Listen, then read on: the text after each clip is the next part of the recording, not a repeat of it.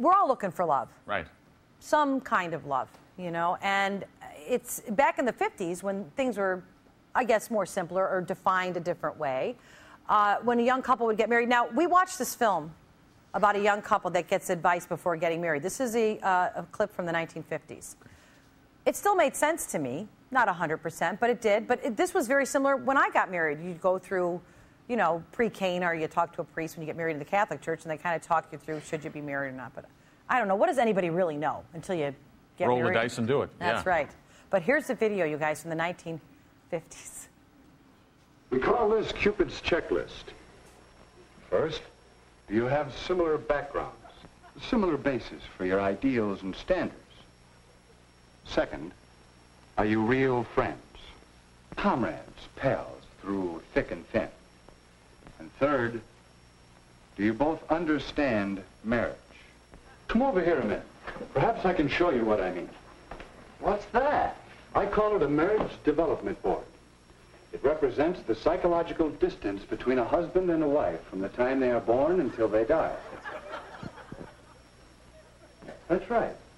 When you two met, there was probably an early physical reaction, a romantic attraction that pulled you together, a love appeal that hit you sort of boing. How did you know? Well, it happened to me. It happens in some degree to most couples who become happily married. But it takes more than this boing. For you see, if you're too far apart psychologically, if your backgrounds are not similar enough, it can cause a great deal of argument and unhappiness until it's gone. Where'd it go? That's what you'll be saying about your romantic love. These other things cause a breakup. No, sir. This is forever with Larry and me.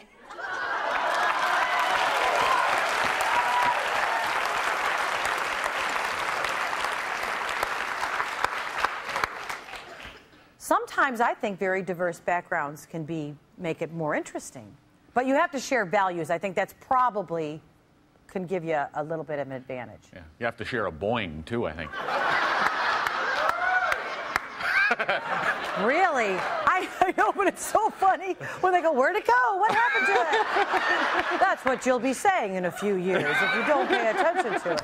But they were talking about modern-day checklists that, you know, are more complicated. Before people get together now, it's different.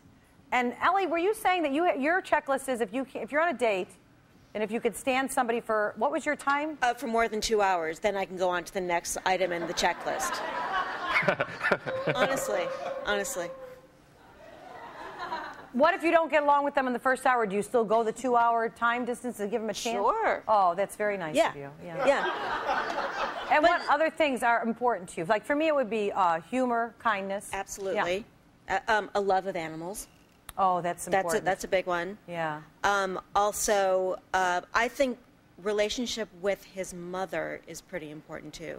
Your relationship with his mother? No, his relationship with his mother. See, now I don't know about that one because, yeah, you want them to. Well, I don't know how you define what's the right relationship. Well, it's from my personal. I was dating a guy, and on our first date, all he did was complain about his mother. Complain about her? Yes. What, was she not doing his laundry good enough? No, just complaining about their relationship. Yeah, and then it seeped into the second date, and it was just exhausting. Oh, yeah, well, that's an issue. That would be an issue. But I think that some guys, if they're really close to their mom and then they get married, I think the wife is supposed to come first. Don't you think? And Stephanie, do you mind joining in? I said a car. You want him to have a car? Yeah, a car. You don't want to set your sights too high because... Not anymore. Right, just here. You might meet somebody right off a game show. Yeah. You got to go hang out outside of Let's Make a Deal. Yeah. Let's Make a Deal. That's been off the air for 37 years. I said Soupy Sales. First I said Soupy Sales. Now I'm talking about Let's Make a Deal. But Stephanie, you were in a relationship for a long time. Yeah, I was. And that's where I learned all these things that I You were with him for 9 years and he never had a car? Oh, did you live in New York? Then it wouldn't matter. Nope. Texas. So you had a horse.